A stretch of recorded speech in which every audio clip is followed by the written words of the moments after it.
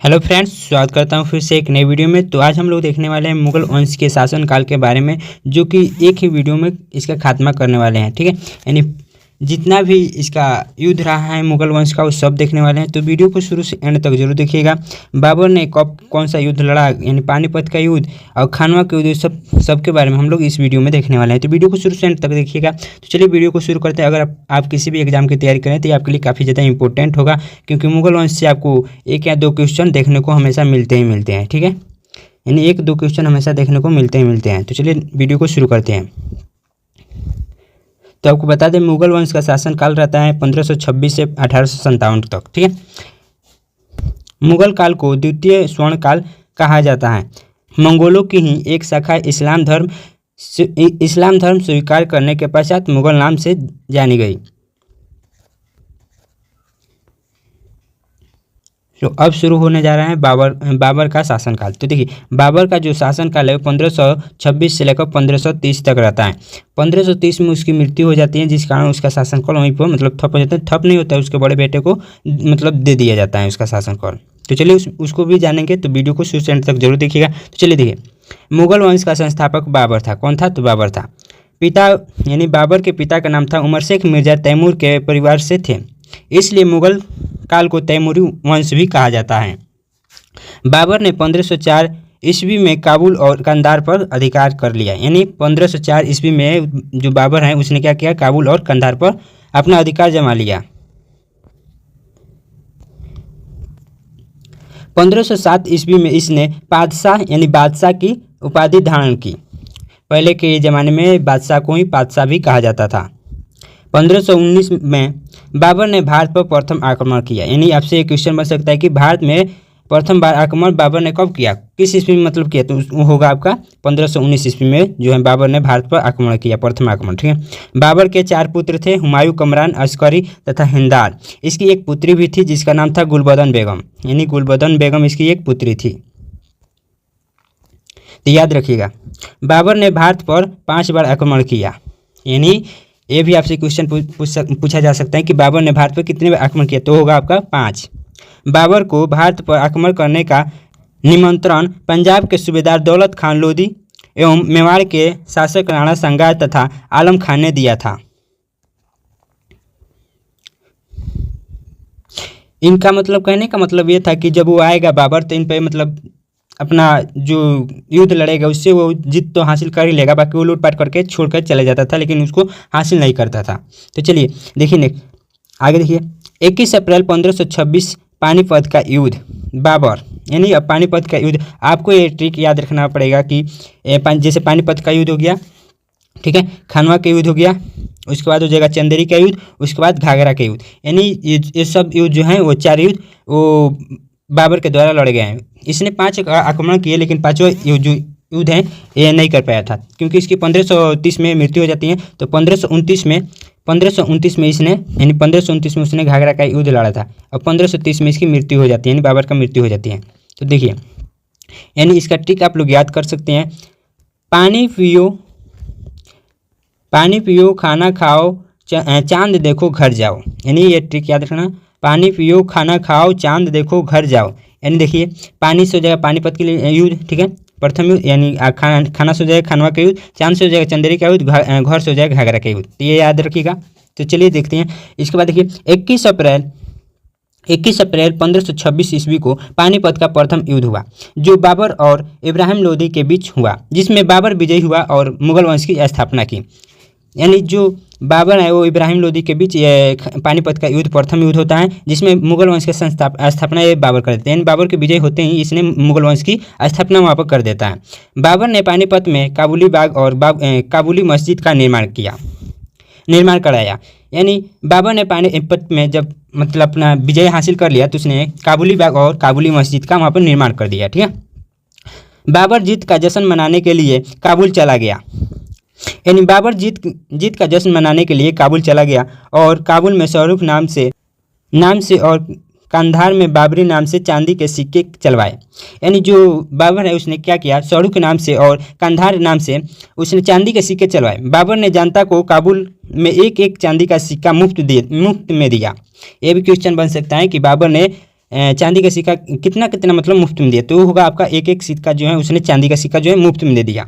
इसलिए बाबर को जनता ने कलंदर की उपाधि दे दी। जैसे वो चांदी का सिक्का दे देता है मुफ्त में, तो जनता के नज़रों में काफ़ी ज़्यादा ऊंचा मतलब बन जाता है, जिस कारण से जनता ने उसे कलंदर की उपाधि दे दी। मुगल साम्राज्य की पहली राजधानी आगरा बनी।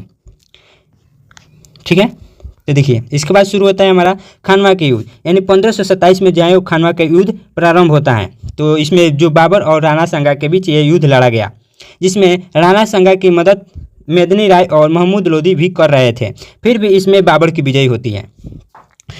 भले ही मेदिनी राय और महमूद लोदी ने राणा सांगा की मदद की, लेकिन फिर भी बाबर की विजय हो जाती है, क्योंकि बाबर के पास देखिए इसके पास मात्र 12,000 सैनिक थे, जबकि राणा सांगा के करीब लाख 1 लाख करीब उसके सैनिक थे। फिर भी इसने अपने कूटनीति मतलब दिमाग के कारण बाबर ने उस पर जीत हासिल कर लिया। उसके बाद देखिए 1527 से 28 ईस्वी में बाबर ने बाबरी मस्जिद का निर्माण अयोध्या यानी उत्तर प्रदेश में करवाया। 1528 ईस्वी में चंदेरी का युद्ध बाबर और मेदिनी राय के बीच हुआ, यानी आगे आपका क्या चंदेरी का युद्ध। तो देखिए 1528 में किया इसने इस चंदेरी का युद्ध बाबर और मेदिनी राय के बीच हुआ, जिसमें बाबर विजय हुआ।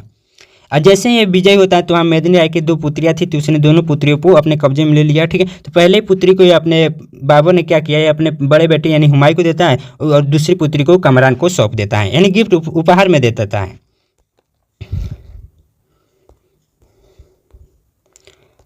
आप लोग सोच सकते हैं कितना बड़ा मतलब अजीब किस्म का इंसान था, जिसने मतलब मनुष्य को भी गिफ्ट में कैसे दे सकता है। तो इसने क्या किया, अपने बड़े बेटे को और छोटे बेटे को क्या किया, इसने गिफ्ट में दिया। किसको, तो मेदिनी राय की 2 पुत्रियाँ थी, तो उनको अब जैसे ही उसने मेदिनी राय के शासनकाल पर मतलब शासन पर उसने अपना हक जताया, वैसे ही उसने दोनों पुत्रियों को अपने कब्जे में लेकर और हुमायूं को बड़ी को दे दिया और छोटे को कमरान को दे दिया। उसके बाद देखिए 1529 ईस्वी में घाघरा का युद्ध बाबर और अफगानों के बीच हुआ, जिसमें बाबर की विजय होती है, यानी ये चारों युद्ध लड़ता है, चारों में विजय प्राप्त करता है। ठीक है, उसके बाद 1530 में बाबर की मृत्यु हो गई। किसी कारणवश इसका बताया जाता है कि जहर खाने या किसी के इथिक जाने पर इसको मतलब मृत्यु हो जाती है। बाबर की आत्मकथा है तुजुक ए बाबरी यानी बाबरनामा तुर्की भाषा में लिखा गया। बाद में इसे अकबर के नौरत्न अब्दुल रहीम खानखाना में इसे फारसी भाषा में अनुवाद किया। बाबर को बागवानी और ढोल नागरों का शौक था।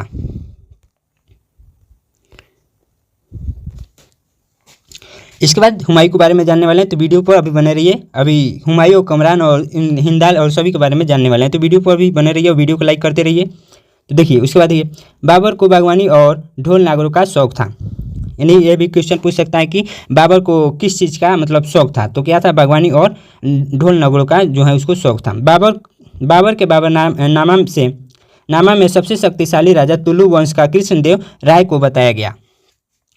ठीक है, उसके बाद देखिए अब शासनकाल स्टार्ट होता है तो हुमायूं का। ठीक है, जैसे ही उसकी मृत्यु होती है तो हुमायूं के पास इसका शासनकाल चला जाता है, यानी हुमायूं जो है ये बाबर के साथ हमेशा इसके युद्ध में मतलब साथ देता रहता था, जिस कारण इसके मरने के पश्चात हुमायूं को राजगद्दी सौंप दी जाती है।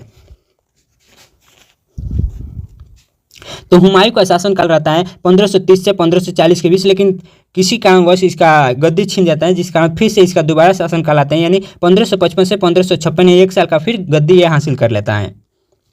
तो चलिए आज अब हम पढ़ेंगे हुमायूं का शासनकाल। ठीक है, ये है हमारा हुमायूं है, इसका देख सकते हैं फिर ये हुमायूं है। तो हुमायूं का शासनकाल रहता है 1530 से 1540। उसके बाद किसी कारणवश इसका मतलब किसी ने इसका इथि छीन लिया था गद्दी, अभी आपको पता चलेगा। ठीक है, तो बने रहेगा वीडियो पर। 1555 में फिर 55 से 56 के बीच ये राजगद्दी अपना हासिल करता है। बाबर की मृत्यु के बाद उसके साम्राज्य का विभाजन उसके चारों पुत्रों में कर दिया गया। हुमायूं को दिल्ली और आगरा, कमरान को देखते रहिए यहाँ पर, हुमायूं को दिल्ली और आगरा, कमरान को काबुल और कंधार, यानी कमरान को दिया जाता है काबुल और कंधार। ठीक है, अस्करी को संभल, हिंदाल को अलवर राज्य दे दिया गया। 1531 ईस्वी में दोहरिया का युद्ध हुमायूं और महमूद लोदी के बीच हुआ, जिसमें हुमायूं विजयी हुआ। ये भी याद रखने वाली पॉइंट बन सकता है कि हुमायूं ने 1531 में कौन सा युद्ध लड़ा, तो दोहरिया के युद्ध लड़ा। यानी ये भी क्वेश्चन उठेगा कि दोहरिया के युद्ध कब लड़ा गया, तो 1531 में किन के बीच लड़ा गया, तो हुमायूं और मोहम्मद लोदी के बीच लड़ा गया। जिसमें अब ये पूछा जाएगा कि दोहरिया के युद्ध में किसकी विजय होती है, तो क्या इसकी विजय होती है, तो हुमायूं की विजय होती है। ठीक है। 1539 ईस्वी में चौसा का युद्ध हुमायूं और शेरशाह के बीच लड़ा गया, जिसमें शेरशाह विजय हुआ। यानी 1539 में जो है हुमायूं और शेरशाह के बीच जो है लड़ाई हुआ। किसका लड़ाई हुआ, तो चौसा का युद्ध। ये भी याद रखिएगा कि चौसा का युद्ध कब आरंभ हुआ, तो वो होगा आपका 1539 ईस्वी में। किन के बीच हुआ, तो हुमायूं और शेरशाह के बीच हुआ। और इसमें किसकी विजय होती है, तो शेरशाह की विजय होती है।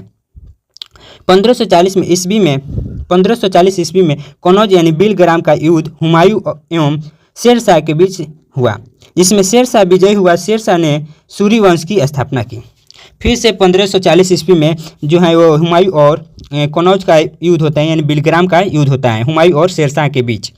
तो लेकिन इसमें भी हुमायूं हार जाता है और शेरशाह सूरी जो है जीत जाता है। उसके बाद उसने क्या किया, कनौज पर अपना यानी बिलग्राम पर सूरी वंश की स्थापना कर देता है। 1541 ईस्वी में हुमायूं का विवाह हमीदा बानो बेगम के साथ हुआ। उनसे अकबर का जन्म हुआ। ये भी याद रखने वाली पॉइंट है कि हुमायूं का विवाह किसके साथ हुआ और कब हुआ, तो इसका विवाह जो है 1541 ईस्वी में हुआ। और किसके साथ हुआ, तो हमीदा बानो बेगम के साथ हुआ। जिसके हमीदा बानो बेगम के साथ हुआ और उनसे ही अकबर का जन्म होता है। ठीक है।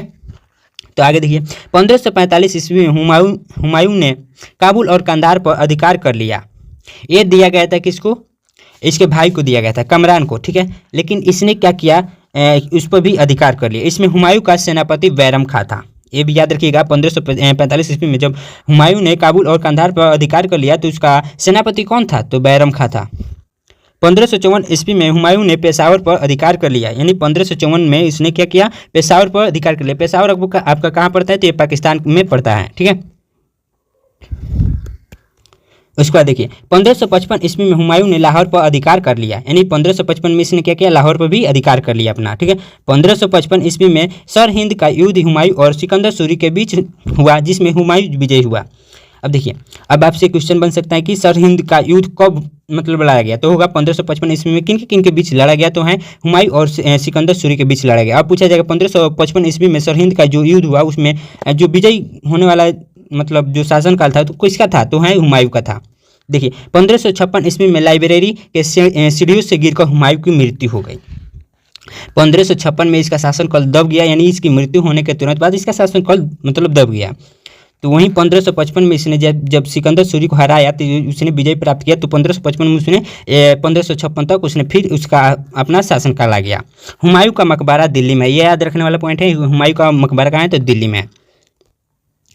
उसके बाद देखिए अफीम का सेवन करने वाला मुगल शासक हुमायूं था।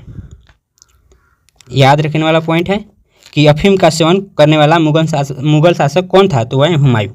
ज्योतिष के हिसाब अलग अलग दिन कपड़े पहनने वाले शासन हुमायूं ही था। यानी ज्योतिष के हिसाब से अलग अलग कपड़े पहनने वाला कौन था, तो हुमायूं था। ये याद रखने वाला पॉइंट है कि कौन जो है वो ज्योतिष के हिसाब से कपड़े अपना अलग अलग पहना करता था, तो होगा हुमायूं।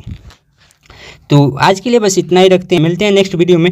तो अभी के लिए वीडियो को लाइक करिए, चैनल को सब्सक्राइब करिए। मुगल वंश का जो खात्मा है वो हो चुका है लगभग। जो कुछ रहेगा वो अगले वीडियो में आपको बता दिया जाएगा। तो अभी के लिए चैनल को सब्सक्राइब करिए और बेल आइकन को प्रेस कर दीजिएगा, ताकि जब भी वीडियो हम अपलोड करें तो आपके पास सीधा नोटिफिकेशन आपके पास जाता रहे।